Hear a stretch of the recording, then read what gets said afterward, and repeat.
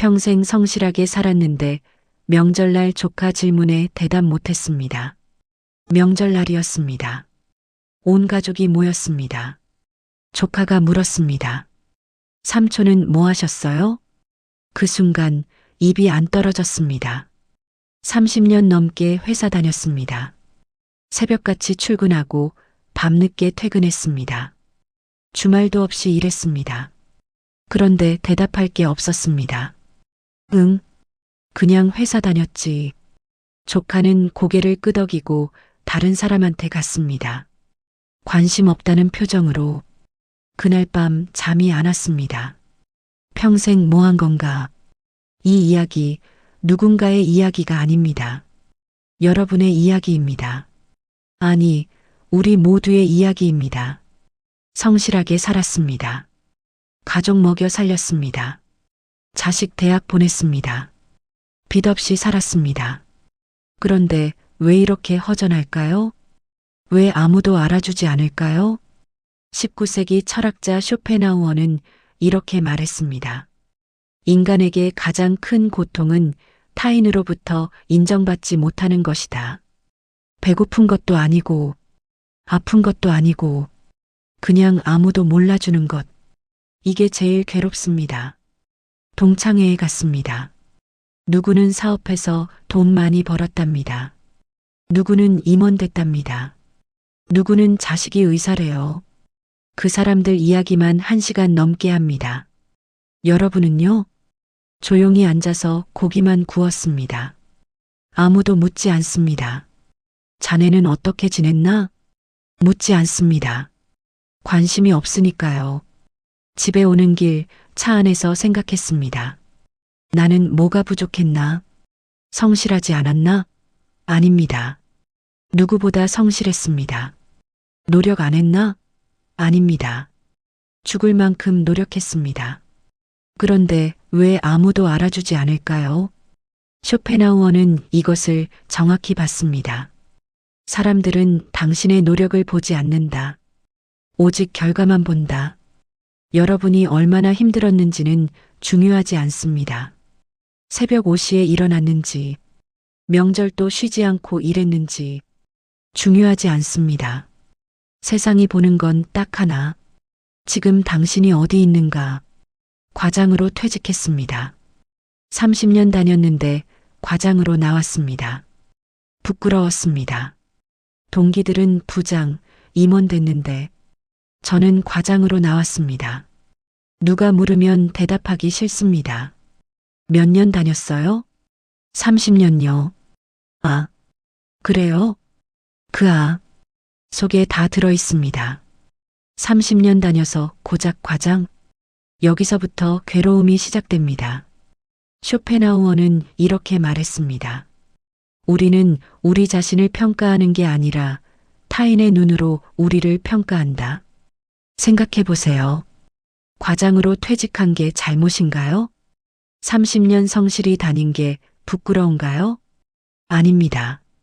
그런데 왜 부끄러울까요? 남들이 그렇게 보니까요. 명절 때 더 심합니다. 큰형은 자기 아들 자랑합니다. 대기업 다닌답니다. 작은 형은 딸 자랑합니다. 유학 갔답니다. 여러분 차례가 왔습니다. 우리 애는 그냥 평범하게 잘 살아. 평범하게. 이 말 속에 모든 게 들어 있습니다. 자랑할 게 없다는 것. 형제들은 알아요. 여러분이 자식 뒷바라지 하느라 얼마나 힘들었는지. 새벽부터 밤까지 일했다는 거. 그런데 그건 안 중요합니다. 중요한 건 결과입니다. 자식이 어디 다니는가. 손주가 어디 학교 다니는가. 그게 전부입니다. 쇼펜하우어는 이렇게 말했습니다. 세상은 과정을 보상하지 않는다. 오직 성과만 보상한다. 이게 현실입니다. 여러분이 얼마나 희생했는지, 얼마나 참았는지, 얼마나 외로웠는지 아무도 모릅니다. 그리고 알려고 하지도 않습니다. 저녁에 혼자 앉아 있습니다. TV를 켭니다. 뉴스에서 성공한 사람들 나옵니다. 젊은 나이에 사업 성공한 사람, 퇴직 후 제2의 인생 시작한 사람 보면서 생각합니다. 나는 왜 저렇게 못했을까? 그런데 잠깐 여기서 질문 하나 드리겠습니다. 정말 여러분이 부족했을까요? 아닙니다. 쇼펜하우어는 이렇게 말했습니다. 비교는 행복을 파괴하는 가장 확실한 방법이다. 생각해 보세요. 여러분이 과장이면 부장이 보입니다. 부장이 되면 임원이 보입니다. 임원이 되면 사장이 보입니다.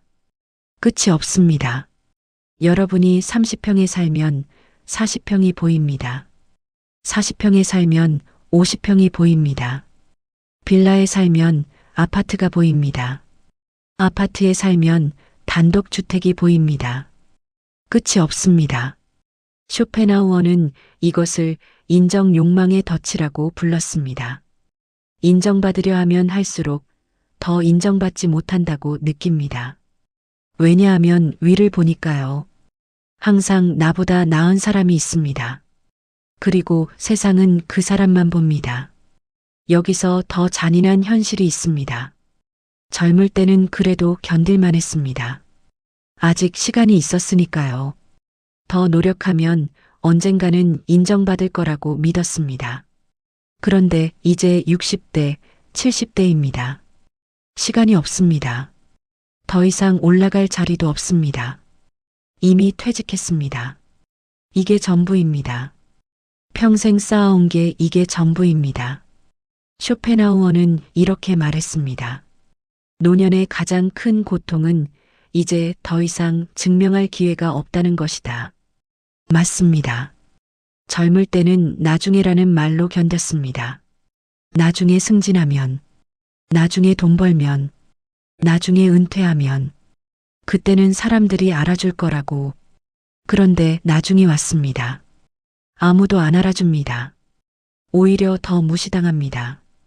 요즘 어르신들은 편하시겠어요. 연금 나오고 이런 소리 들을 때 가슴이 무너집니다. 내가 그 연금 받으려고 얼마나 죽어라 일했는데 손주가 놀러 왔습니다. 예쁩니다. 할아버지는 옛날에 뭐 하셨어? 회사 다녔지. 재밌었어요? 대답이 안 나옵니다. 재밌었나? 모르겠습니다. 그냥 먹고 살려고 했습니다.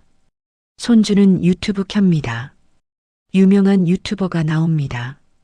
젊은 사람이 멋진 곳 여행 다니고 재밌게 삽니다. 손주가 말합니다. 나도 커서 이렇게 살 거야. 할아버지는 아무 말도 못합니다. 나는 저렇게 살아본 적이 없으니까요. 이쯤에서 질문이 생깁니다. 그럼 우리 인생은 실패인가? 쇼펜하우어는 아니라고 말합니다. 타인의 인정을 삶의 기준으로 삼는 순간 당신은 당신의 인생을 잃는다. 잠깐 생각해 보세요. 여러분이 정말 아무것도 안 한 사람인가요? 아닙니다. 가족을 먹여 살렸습니다. 아이들을 키웠습니다. 빚 없이 살았습니다. 집을 샀습니다.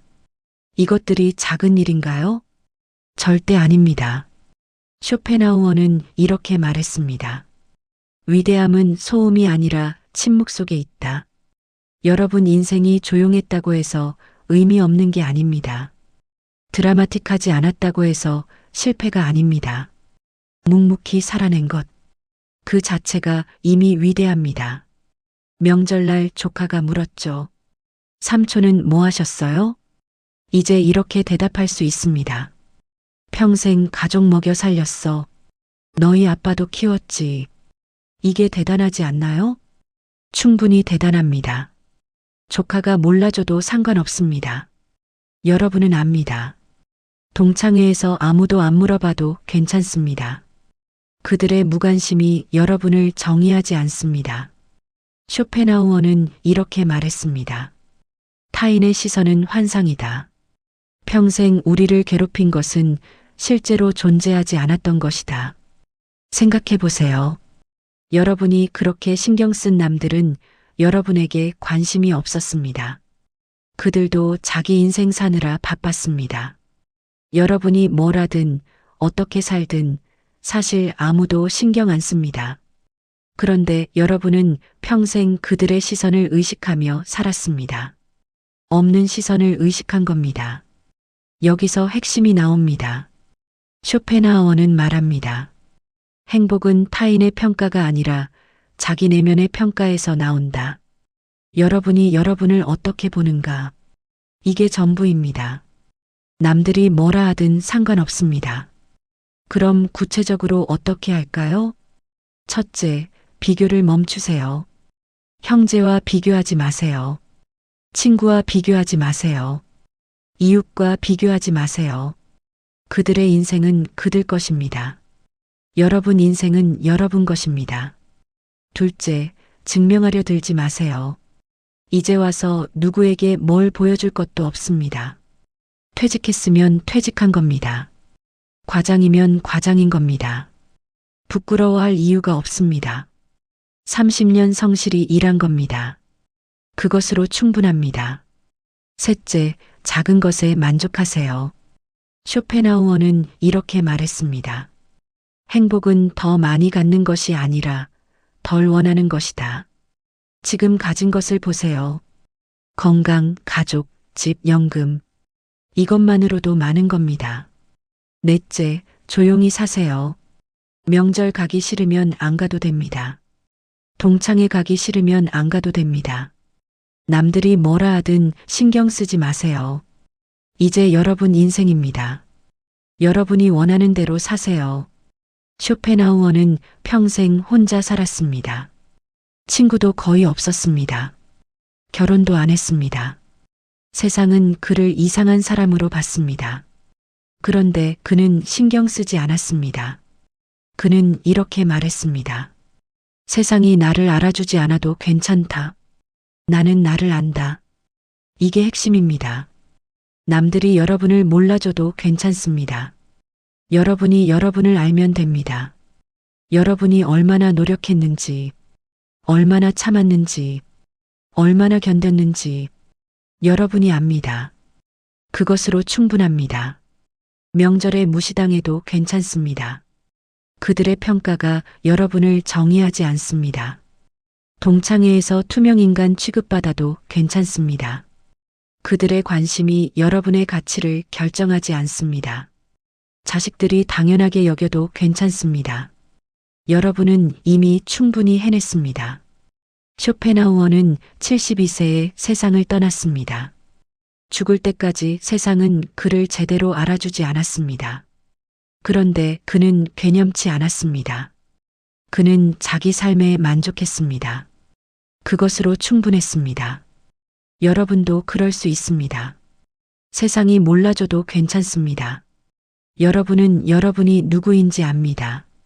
얼마나 힘들게 살아왔는지, 얼마나 많이 참았는지, 얼마나 외로웠는지, 이것을 아는 사람은 여러분뿐입니다. 쇼펜하우어의 마지막 말을 전합니다. 인정받지 못한 삶이 불행한 게 아니다. 인정을 구걸하는 삶이 불행한 것이다. 이제 구걸하지 마세요. 여러분은 이미 충분합니다. 세상이 뭐라 하든 오늘 저녁 거울을 보세요. 그 사람한테 말하세요. 수고했어. 잘 살았어. 그 사람이 알아주면 됩니다. 남들은 몰라도 됩니다. 명절 다음 날 조카한테 문자가 왔습니다. 삼촌, 어제는 죄송했어요. 삼촌이 얼마나 열심히 사셨는지 엄마한테 들었어요. 문자를 보고 웃었습니다. 그런데 이상합니다. 예전처럼 기쁘지 않습니다. 이제 알아요. 조카가 알아주든 말든 상관없다는 것을 나는 이미 알고 있으니까요. 내가 어떻게 살았는지 여러분께 묻고 싶습니다. 여러분은 여러분을 알아주고 계신가요? 아직도 남들의 인정을 기다리고 계신가요? 댓글로 나눠주세요. 명절 때 가장 듣기 싫었던 말이 뭐였나요? 그리고 지금은 어떻게 생각하시나요? 여러분의 인생은 여러분 것입니다. 남들이 평가할 권리가 없습니다. 오직 여러분만이 여러분을 평가할 수 있습니다. 그러니 스스로에게 물어보세요. 나는 최선을 다했는가? 그렇다면 그것으로 충분합니다. 아무도 알아주지 않아도 괜찮습니다. 여러분이 압니다. 그것이면 됩니다. 수고하셨습니다.